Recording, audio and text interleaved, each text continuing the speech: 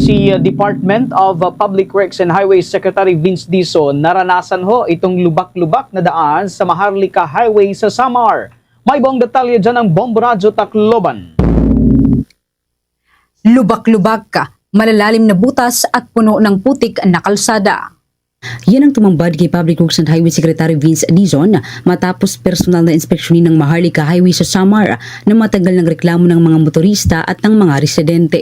Dahil dito, napilitan ang sinasakyang convoy ng kalihim na bumagal ang takbo at sa ilang bahagi ay one lane lamang ang maaring daanan, kaya't ipinatupad ang stop and go na daloy ng trapiko. Ayon kay Dizon, kabilang umano ang bahaging ito sa may pinakaproblemadong segment ng daang Maharlika.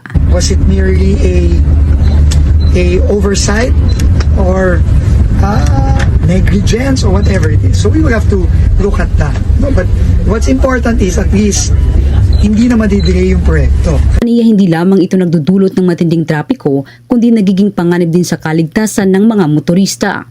Dagdag pa ng ilan, tila taon-taon na lamang ang pagkukumpuni ng kalsada ngunit hindi naman natatapos o tumatagal ang resulta.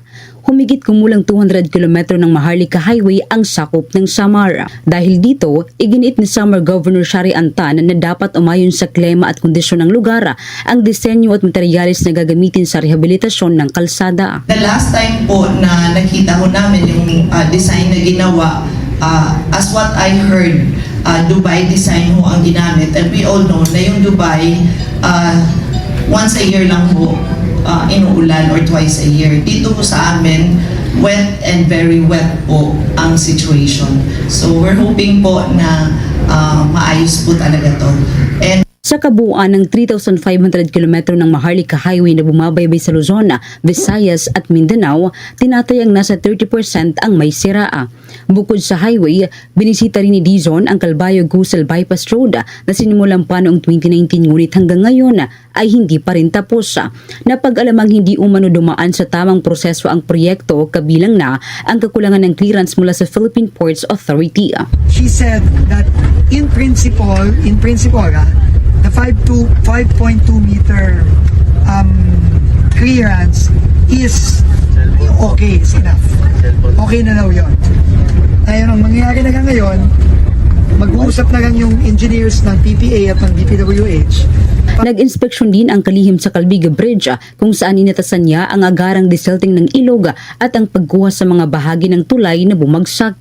Kasabay nito, inutos din ni Dizon ang pagtatayo ng isang standard footbridge na gagamitin ng mga estudyante bilang ligtas na daanan papasok at pauwi ng eskwelahan, lalo na kapag hindi madaanan ang pangunahing tulay. Patuloy din ang investigasyon ng DPWH sa iba pang proyektong mayroon umanong anomalya.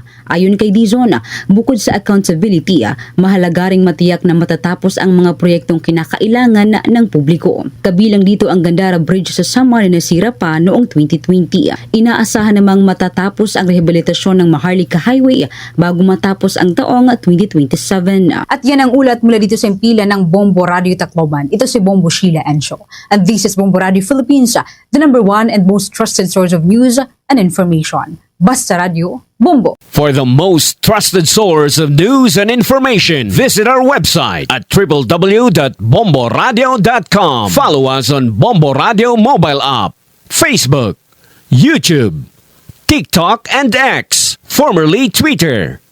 Like, share, and stay connected. Anytime, anywhere.